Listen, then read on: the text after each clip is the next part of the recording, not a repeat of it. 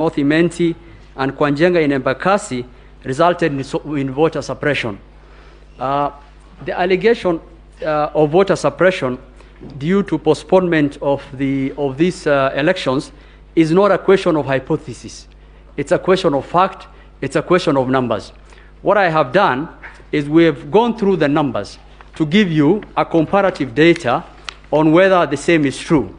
The first one, as it relates to Kitui Rural, we have gotten the data for the constituencies in Kitui. Your Ladyship, if you look at the constituencies for Kitui, the voter turnout for Kitui Rural was 60.29%.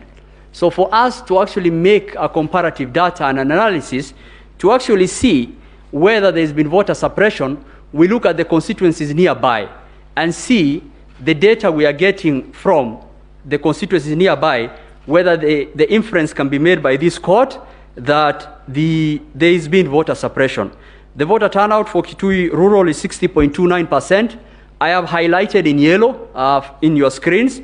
It is comparatively similar to the voter turnout in Kitui Central. In fact, it is Kitui Rural is higher. Kitui Central is 60.10. It's comparative to Mwingi Central. So to the question the court asked whether there was voter suppression in Kitui Central constituency because of the postponed election, the answer is an emphatic no. I will go to the second question. The second question the court asked is whether the postponement of elections in Kachaliba and Pokot South led to voter suppression that led to low voter turnout in favor of the petitioner. The answer is data-based. I have provided the comparative analysis. I want the court to look at it. The voter turnout for West Pokot was 81.44. The voter turnout for Kachaliba was 81.44. I have highlighted in yellow. The voter turnout for Pokot South is 80.44. It is higher than Kapenguria. It is higher than Sigor. Comparatively, in fact, those voter turnouts were higher than the ones which the elections were not proposed. That claim falls flat on the data that were provided to court. I will proceed. I will go to Rongai. The question the court asked is whether the postponed elections in Rongai led to suppression of voter. I have provided the data on Rongai. The voter turnout of Rongai was 61.41 for the presidential. It is higher than in Joro. It is higher than in Naivasha.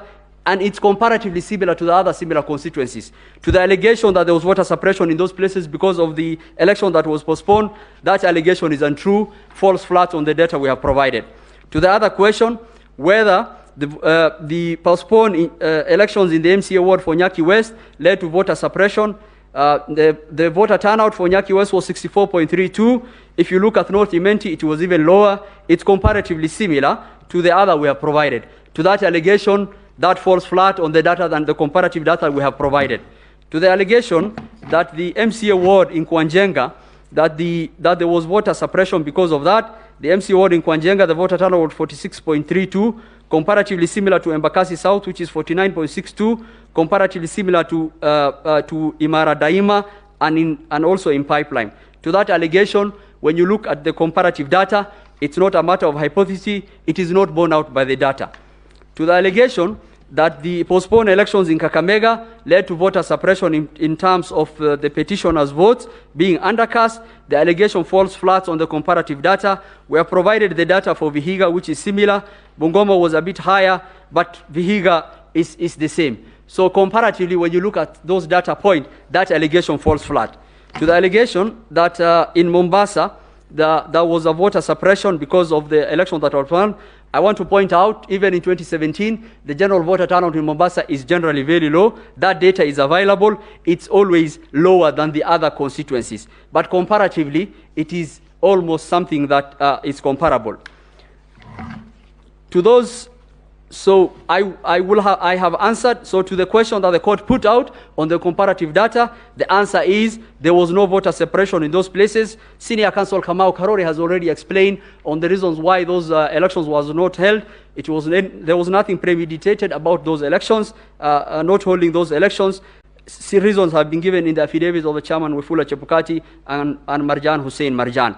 So to that allegation, we want to show the court the petitioners have a hypothesis. We have provided the data to the court to actually aid the court to come to a conclusion. The second question I want to answer that the court put out to us